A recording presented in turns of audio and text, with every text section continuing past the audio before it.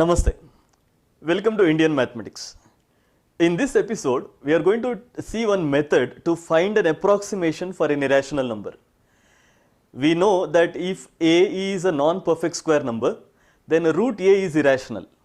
And here in this episode, we are going to see how to find an approximation for root a or root of any non-perfect square number. This technique or this method is first found in Bakshali manuscript.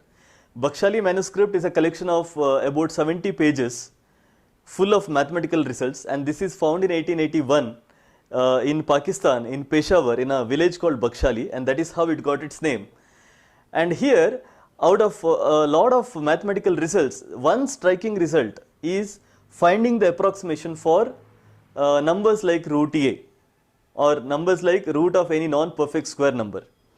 And the technique says, if a is a non-perfect square number like 3, 5, 7, 8, 10, etc., then if you are able to write this number a as a square number plus some other number like a square plus r, then you can find the value of root a by this expression, that is a plus r by 2a.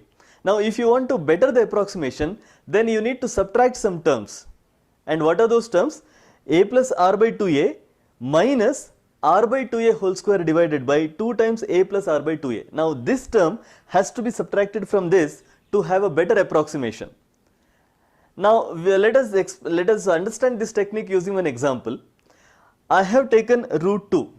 Okay, now 2 is a non-perfect square number, root 2 is irrational. Now I need to find the approximate value of root 2. So what I can do is I can write root 2 as root of 1 square plus 1 because it is written in the form of a square plus r. Now a square is 1 here, which means a is also equal to 1, r is also 1. Now if a equal to 1 and r is equal to 1 in this expression, then that expression a plus r by 2a will be equal to 1 plus 1 by 2, which is equal to 1.5. Now this is good approximation, but not good enough. I need to have a very nearest approximation for root 2. So what I can do is I can take another expression, that is r by 2a whole square divided by 2 times a plus r by 2a. Now again I am going to substitute the same values of a and r, that is 1 each. Okay, then I am going to get 0.0833333. Now if this value is subtracted from 1.5, then I am going to get 1.41667.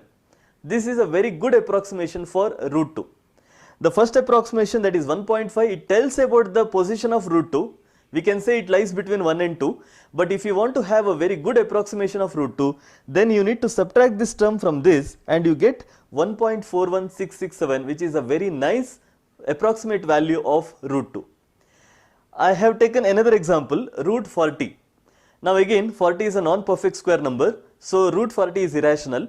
I am going to write it as 36 plus 4 because I have to write it as some square number plus some integer. So 36 plus 4, which is equal to 6 square plus 4. Therefore the value of a is 6 and the value of r is 4. Now if you substitute those values of a and r in this expression, then you get 6 plus 1 by 3 minus 1 by 9 divided by 2 times 19 by 3. If you simplify that, because it is a simple arithmetic expression, so if you simplify that, you get 6 plus 1 by 3 minus 1 divided by 114. Now again if you simplify that fractions, then you get 2163 divided by 342. Now if you use calculator and find the value, you will get 6.3245. Now 6.3245 is a very good approximation for root 40. Even if you use calculators to find the roots of numbers, root 40, you will get the same value, that is 6.3245. Now just imagine somebody, some unknown mathematician has given this technique about 2000 years ago to find the approximation of any numbers of the form root a, and root 40 you will get very nice approximation using this technique. In fact, you will find or you will get good approximation for any such irrational numbers. You take any non-perfect square number and find the root of it. Using this technique, you get a very good approximation. Now if you know a little bit of calculus, you may remember one property, f of a plus h is equal to fa plus h times f prime a. Now even that technique of finding the approximation of some expression has some link to this, because this method or this technique is called as technique of iteration. You are adding something, you are subtracting something, you are adding something again, you are subtracting something again. So like this, every time you are adding the same thing again and again, and the process is getting repeated, and every time you are getting a better value.